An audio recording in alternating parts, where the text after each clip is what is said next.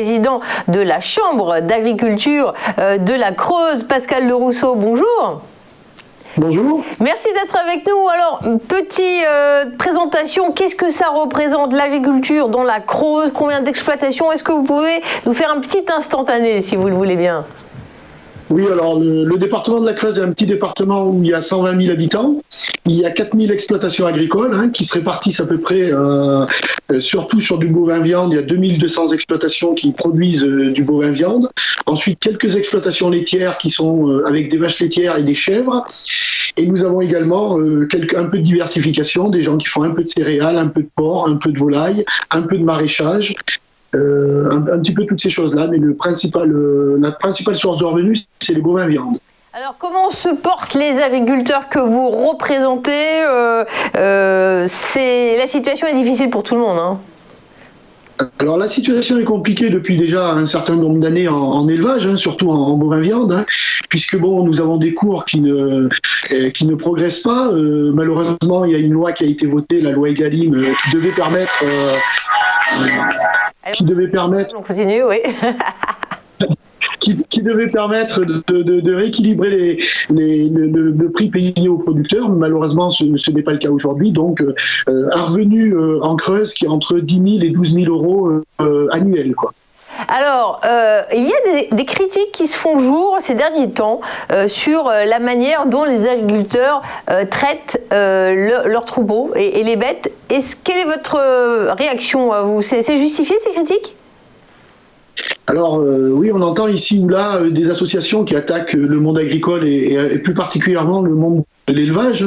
Donc ce qui est assez regrettable. En plus, ça nous choque profondément parce que les choses qui sont dites ne sont pas vraies. Et souvent, c'est de la méconnaissance du monde de l'élevage parce que les gens, pour faire éleveur, déjà, il faut être passionné, il faut aimer son métier parce que bon, c'est un métier qui est relativement dur. Il faut se lever tôt le matin, il n'y a pas de week-end, il faut être en permanence avec nos animaux. Et s'ils connaissaient un peu mieux le monde de l'élevage, ils auraient une autre vue sur la réalité de ce qui se passe dans les exploitations agricoles. Parce qu'en plus, dans votre région, c'est là qu'il y a le plateau des 1000 vaches, donc il peut y avoir des grandes structures. Pour autant, dans quelle mesure le bien-être animal est pris en compte ? Alors de toute façon, déjà moi j'exploite sur le plateau de 1000 vaches dans le sud de la Creuse. Alors déjà on a des paysages qui sont remarquables, on a une densité de population qui est très peu élevée, donc nous avons des grands espaces. Les animaux sont conduits pratiquement en plein air toute l'année, sauf en période de froid ou de neige où ils sont rentrés dans les bâtiments. Et ils sont libres d'aller pâturer dans les prés. Ils ont des arbres pour les abriter de l'ombre, de la pluie.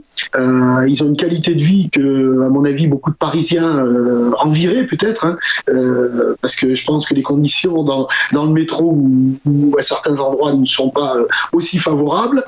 Et voilà. Il y a pas mal de personnes qui quittent la ville pour aller au vert, donc vous les voyez arriver d'ailleurs. Oui, et j'invite les gens à venir chez nous en vacances se ressourcer ou acheter des maisons de résidence secondaire. Ils seront au plus près des élevages, ils verront la qualité des élevages, ils verront la qualité de notre vie dans ces grands espaces et ils auront peut-être une vision différente de l'élevage. Alors cette année, pas de salon de l'agriculture, c'est annulé pour raison de pandémie. C'est un regret de votre côté ? Alors c'est un fort regret puisque tous les ans c'est l'occasion de faire parler du monde agricole, de faire parler de l'élevage et de rencontrer le consommateur, le citoyen, d'échanger sur nos pratiques et permettre aux jeunes générations de connaître un peu mieux l'agriculture. Eh bien, merci Pascal Le Rousseau d'avoir été avec nous. Vous êtes le président de la Chambre d'agriculture de la Creuse et on le voit, il y a des enjeux avec des éleveurs qui ont des rémunérations un peu faibles et que vous aidez. Merci d'avoir été avec nous. Pas de salon d'agriculture, mais il y avait le live de la lettre de l'acheteur pour s'exprimer. Merci d'avoir été avec nous. Dans un instant, on passe à la rubrique Commodity, la commo du jour.